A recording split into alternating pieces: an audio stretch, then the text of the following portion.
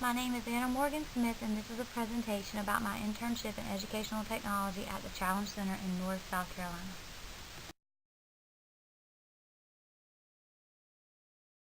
The Challenge Center is an adult education school located in North South Carolina that helps students 17 years and older who have special learning needs, who have trouble with math or reading, or who just want to get their GED diploma. Currently, the Challenge Center has 16 students enrolled in 3 different courses. The 3 courses currently being offered are GED preparation, work essential skills, and adult basic skills. Classes at the Challenge Center use online educational programs, books, software, and one-on-one lessons to instruct students. The Challenge Center is also a site where community members can go to use the computers, access the internet to apply for unemployment, do job searches, file resumes, or do research for various information. It assists anywhere from 300 to 500 community members each month. It is a nonprofit organization and utilizes funding from grants, other outside donors, and funding opportunities such as educational programs like Amazon Smile. The Challenge Center also hosts community workshops on topics such as domestic violence.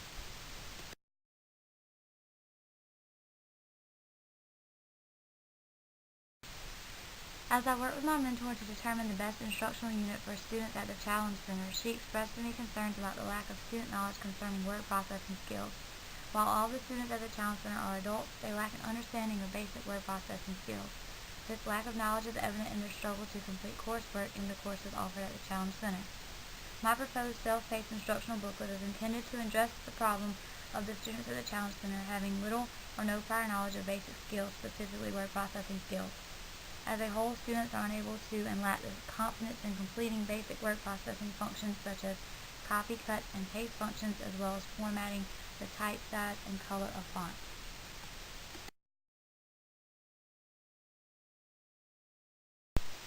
A 15-question survey was completed in class using computers through Google Forms. Responses were electronically sent to a Google Doc.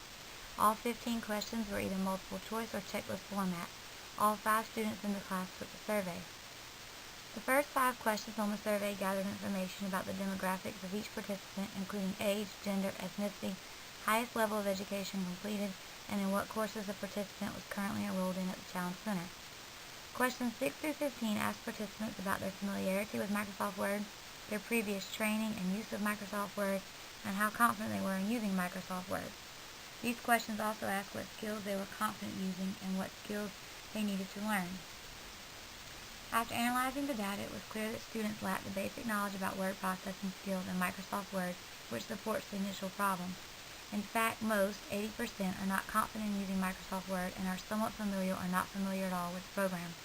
The data also shows that 80% of participants are in agreement that it would be beneficial to them as students or in general to learn more about Microsoft Word and word processing skills. The results show a need for more instruction about Microsoft Word and word processing skills so that students can be successful in their current courses at the Challenge Center, future academic courses, personal lives, and their professional needs. It is recommended that my self-paced instructional booklets focus on ways to increase students to develop the basic word processing skills needed to be successful at creating word process documents with a variety of formatting.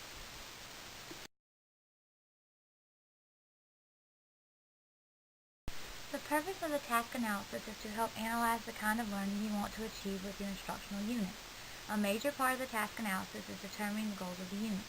The goals of my unit included aligning the text center, right, left, and justified in a Word document, using the copy, cut, and paste functions in a Word document, formatting the type, size, and color of font, setting the portrait or landscape layout for a Word document, identifying file extensions, corresponding document types, and associated programs used to open them, and using word processing skills to create a document with a variety of formatting.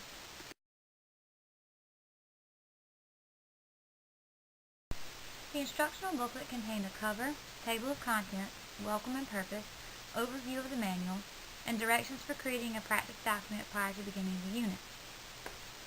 Each skill had the same layout of instruction. At the beginning of each skill, there was an introductory paragraph followed by instruction that was set up in a numbered list format. All skills were either accompanied by figures or tables to help explain each skill. All skills then had a practice portion so learners could practice each skill and become familiar with performing the skill.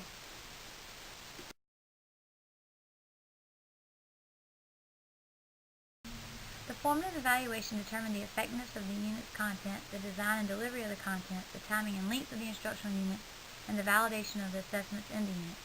Validating the unit's content is necessary to be sure that all aspects of the topic are presented to the learners.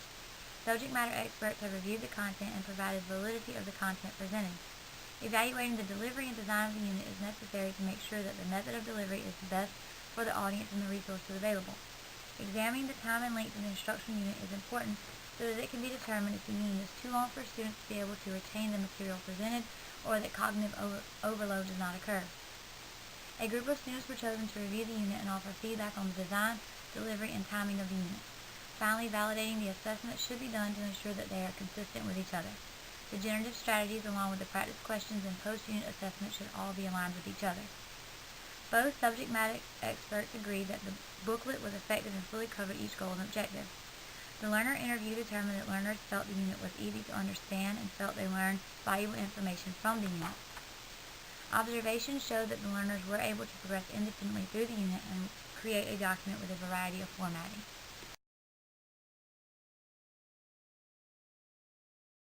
Results from the learner attitude survey determined that the learners feel the content of the unit was accurate and the unit thoroughly covers the content. No one suggested that any information is missing, should be removed, or needs to be revised. The learners believed the unit was easy to navigate and follow, and that the format of the unit helped them understand the content. The learners also believe that the practice problems helped them. All students feel that they have learned about word processing skills and Microsoft Word, and that these skills will be beneficial to them as they progress through their academic and personal experiences. They all feel more confident in their knowledge of word processing skills and Microsoft Word and would recommend this unit to others. The only area of change would have to be the amount of time for the unit. Because the students are such a low level, when it comes to word processing, they need a lot of time to complete assignments. While the unit is self-paced, students were encouraged to complete the unit in a 3-hour time period. Students struggled to complete the unit in 3 hours and believe that more time would be an improvement that needs to be made to the unit. As far as the post-unit assessment, 4 out of 5 students were able to complete the assessment. The 4 students were able to independently perform the assessment and create a document with a variety of formatting. They were able to follow the directions and use their word processing skills to create a document that required them to perform the skills from the instructional unit.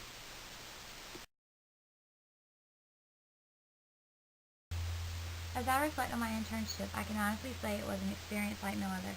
I am excited about the relationships I built at the Challenge Center with the students and the staff. The staff is great and were very supporting of my experience. The students are amazing. They are hardworking students who are determined to succeed in their own unique way. Because of their personal situations, they really appreciate education and try hard no matter what. It is great to work with students who actually care and want to succeed. I also love their determination. I learned to appreciate my own educational experiences as well as the opportunities that have been given to me and to never take learning for granted. Not everyone has been given the same opportunities that I have been, and not everyone has the support that I have had. Because these adult students perform at such low levels due to their learning disabilities, I learned to tailor instruction on a whole different level. This was somewhat challenging for me, and I called on friends who teach elementary school and special ed to help me in designing the instruction. I feel I have evolved as a person, teacher, and student. I got to independently practice instructional design and continue to improve my understanding of the elements of instructional design. Overall, I believe I have successfully met all the goals and objectives of my internship experience.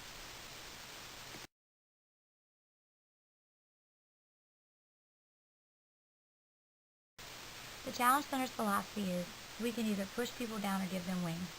The butterfly is a symbol of this and is all over the Challenge Center. It is on the walls, in the rooms, and reminds students that they have wings to fly. I hope my internship experience has helped give students wings so that they can fly and become independent and successful.